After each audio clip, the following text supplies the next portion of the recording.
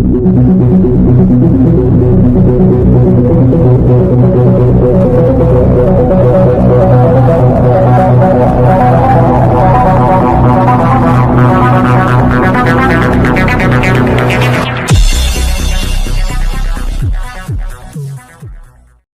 పరిస్థితులు ఒకసారి మనం గమనించినట్లయితే వైసీపీ పార్టీ కానీ వైసీపీ ప్రభుత్వం కానీ ఎంత వేగంగా పతనమవుతా ఉందో రాష్ట్రంలో మన పరిస్థితులు కూడా మనం చూసాం.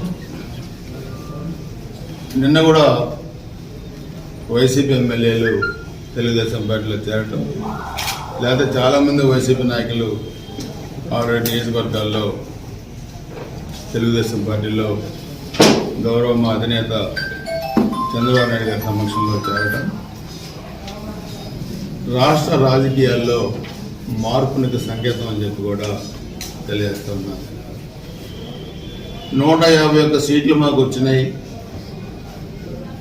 మేమేం చేసినా చెల్లుద్ది అనే ఒక అంతులేని అహంకారంతో ఈ జగన్మోహన్ రెడ్డి ప్రభుత్వం రాష్ట్రాన్ని చిన్నాభిన్నం చేశారు, ఆర్థిక సంక్షోభంలో నెట్టారు. ఎలాంటి సంక్షేమ కార్యక్రమాలు అభివృద్ధి కార్యక్రమాలు కూడా లేకుండా ఈరోజు సామాన్యుడిని నడ్డి విడిచే పరిస్థితి తీసుకొచ్చింది. ఒక అనాలోచితమైన అవివేకమైన ఆర్థిక ఉగ్రవాదంతో ఈరోజు రాష్ట్రం రాజధాని లేని రాష్ట్రంగా తయారు చేశాడు ఈ సైకో. మాట్లాడితే కేసులు, ప్రజాస్వామ్యం లేదు, సిఐడిని జేబు సంస్థగా ఉపయోగించారు, ఏసీబీని జేబు సంస్థగా ఉపయోగించారు. ఈరోజు మార్గదర్శిలో హైకోర్టు, తెలంగాణ హైకోర్టుకి క్షమాపణ చెప్పే పరిస్థితి వచ్చారు సిఐడి. ఈరోజు మీరు క్షమాపణ చెప్తారు, కానీ రేపు అడ్డగోలుగా వ్యవహరించిన అందరూ కూడా సిఐడి అధికారులు అందరూ కూడా భారీ మూల్యం చెల్లించాల్సిన పరిస్థితులు రేపు మా ప్రభుత్వంలో ఉంటాయని సంగతి కూడా మీరు గుర్తుపెట్టుకోవాలి. చంద్రబాబు నాయుడు గారి అరెస్టులో అత్యుత్సాహం ప్రదర్శించిన ఐపీఎస్ అధికారులు రాష్ట్రాన్ని ఆర్థికంగా పతనం కావడానికి ఈ ఆర్థిక ఉగ్రవాది జగన్మోహన్ రెడ్డి సహకరించిన ఐఏఎస్ ఆఫీసర్లు, సిఐడి జేబు సంస్థగా మార్చుకొని ప్రెస్ మీట్లు పెట్టి ఇష్టారాజ్యంగా మాట్లాడిన అధికారులు రేపు భారీ మూల్యం చెల్లించబోతున్నారు.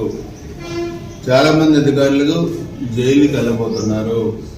అంటే తెలుగుదేశం పార్టీ ఉండదు, తెలుగుదేశం పార్టీ అధికారంలోకి రాదు అని ఇష్టారాజ్యంగా మాట్లాడి అధికారులను కూడా నమ్మించి ఈరోజు అడ్డగోలుగా సంతకాలు పెట్టించారు. చేయరాని పనులన్నీ చేశారు ఐఏఎస్ అధికారులు. ఇప్పుడు బాధపడుతున్నారు ఐఏఎస్ ఐపీఎస్. మేము తప్పు చేశాము, ఇంత చదువుకుని ఒక ఉగ్రవాది చేతిలో, ఫ్యాక్షనిస్ట్ చేతిలో మేము చిక్కుపోయాం, మేము జైలుకి పోవాల్సిన పరిస్థితులు ఉన్నాయని కూడా బాధపడే పరిస్థితి వచ్చారు. కానీ ఈరోజు బాధపడే ఉపయోగం ఏంటి? చంద్రబాబు నాయుడు గారు చెప్పారు, ఈ ఉగ్రవాద చేతులు మీరు చిక్కుకోవద్దు. ముఖ్యమంత్రి ఒక పక్క చీఫ్ సెక్రటరీని, ఒక పక్క డీజీపీని అన్నాన్ని సంబోధిస్తే మీరు సంతోషపడితే, జాతరలో జంతువుని బలిస్తేప్పుడు దాన్ని శుభ్రంగా కడిగి బొడ్లు పెట్టి దండలేసి ఊరేగిస్తారు. ఆ జంతువు ఏమనుకుంటుంది? నన్ను గౌరవిస్తున్నారు అనుకుంటుంది. కానీ జాతరలో దాన్ని బలిస్తారని పాపం దానికి తెలియదు బలిచ్చిందాక.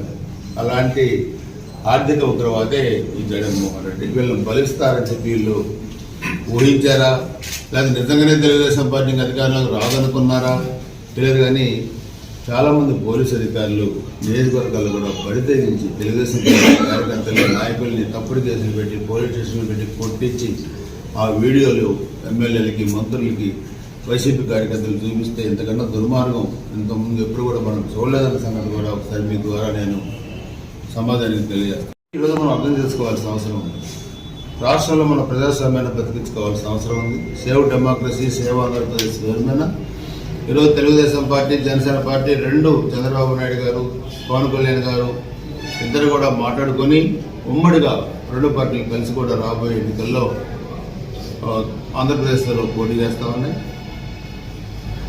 దానికి ముందు 20వ తారీఖు డిసెంబర్ 20 యువగళం పాదయాత్ర కూడా లోకేష్ బాబు గారు జనవరి 27న కుప్పంలో మొదలుపెట్టిన పాదయాత్ర డిసెంబర్ 20కి మరి విశాఖపట్నంలో దాని ముగింపు సభ కూడా మార్చారు.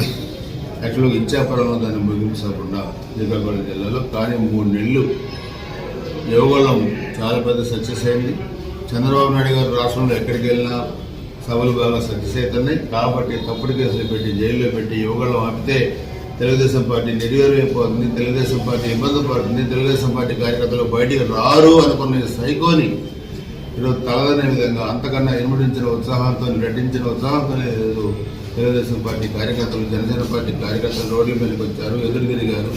ప్రజాస్వామ్యాన్ని బతికించడం కోసం రేపు సమరోత్సాహంతో కూడా ఈ డిసెంబర్ 20వ తారీఖున జరిగే ఈ యువగళం ముగింపు సభకి దాదాపు 7 లక్షల మంది ఆ సభకు హాజరవుతా ఉన్నారు. ఇది వైసీపీ ప్రభుత్వానికి, వైసీపీ పార్టీకి, జగన్మోహన్ రెడ్డికి రాజకీయ సమాధి కట్టబోతా ఉంది. డిసెంబర్ 25 వైజాగ్లో సభ అని చెప్పుకోవడం స్పష్టంగా కూడా మీ ద్వారా తెలియజేస్తున్నాను. మితిమీరిన అహంకారంతో, తలకెక్కిన అహంకారంతో ప్రవర్తిస్తే పక్క రాష్ట్రంలో అధికారం ఏమి అయిందో, అధికారం ఏ విధంగా చేజారిపోయిందో ఆంధ్రప్రదేశ్ రాజకీయాల్లో కూడా అదే విధంగా చేజారిపోతా ఉంది వైసీపీ పార్టీకి. దానికి నిదర్శనమే మన 12 మంది ఇన్ఛార్జీలు అధికారులు మార్చినట్టు ఈ నియోజకవర్గం నుంచి ఆ నియోజకవర్గానికి, ఆ నియోజకవర్గం నుంచి ఈ నియోజకవర్గానికి మారిస్తే మొత్తం కూడా ఓడిపోయే పరిస్థితికి వచ్చారు.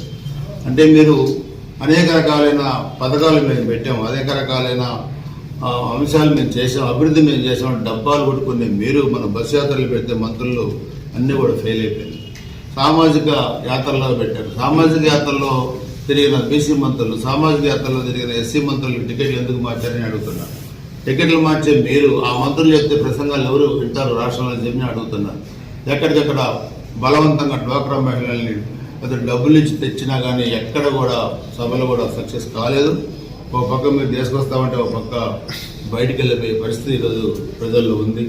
పూర్తిగా కూడా ప్రజలు విరక్తి చెందున్నారు, ప్రజలు వ్యతిరేకిస్తూ ఉన్నారు ఈ వైసీపీ ప్రభుత్వాన్ని. ఈ ముఖ్యమంత్రిని రాజధాని లేని రాష్ట్రంగా తయారు చేసి అమరావతిని పూర్తి చేయకుండా, ఈరోజు ఎక్కడ కూడా పరిశ్రమలు రాకుండా, యువతకు ఉపాధి లేకుండా, యువతకు ఉద్యోగాలు లేకుండా, జాబ్ క్యాలెండర్ లేకుండా, టీచర్స్కి ఉద్యోగాలు లేకుండా గంజాయి ఆంధ్రప్రదేశ్గా తయారు చేసిన జగన్మోహన్ రెడ్డిని గద్దెదించాల్సిన చారిత్రాత్మక అవసరం ఈరోజు ఆంధ్రప్రదేశ్ ప్రజానీకమైన ఉందన్న సంగతి కూడా అందరం కూడా గుర్తుపెట్టుకోవాలి. ఇది ఒక తెలుగుదేశం పార్టీకో జనసేన పార్టీకి సంబంధించిన అంశం కాదు. ఇది 5 కోట్ల ఆందోళన ఆత్మగౌరవానికి సంబంధించిన అంశం. ఈరోజు అందరం కూడా పార్టీలకు అతీతంగా మనం ఈ రాష్ట్రాన్ని మనం రక్షించుకోవాలి. పరిశ్రమలు రావాలి, డెవలప్మెంట్ రావాలి, పిల్లలకు ఉద్యోగాలు రావాలి, ఎస్సీ ఎస్టీ బీసీ మైనార్టీలకి పేదవాళ్ళకి మరి వాక్ స్వాతంత్రం రావాలి, ఆర్థిక స్వాతంత్రం రావాలి, మరి సంక్షేమ పథకాలు అందాలి. 10 లక్షల కోట్ల అప్పులు తెచ్చారు, 3 లక్షల కోట్లకి 20 లెక్కలు. ఏం చేస్తారు? ఈ డబ్బులు రాజధానికి అట్లా ఆపారు, పరిశ్రమలు ఆపారు, జాబులు ఆపారు. ఏం చేశారని అడుగుతున్నాను. తెలుగుదేశం ప్రభుత్వంలో చేసిన అభివృద్ధి కార్యక్రమాలు అంతే రాష్ట్రంలో ఎక్కడ మీరు రోడ్లు వేసారా, బిల్డింగులు కట్టారా, లేకపోతే ఏం చేశారు? మీరు ఆ డబ్బులను ఏం చేశారో చెప్పాల్సిన అవసరం ఉంది.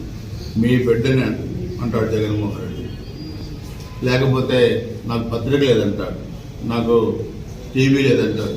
మరి సాక్షి ఎవరి పత్రిక? సాక్షి టీవీ ఎవరి టీవీ అది చెప్పండి మీరు.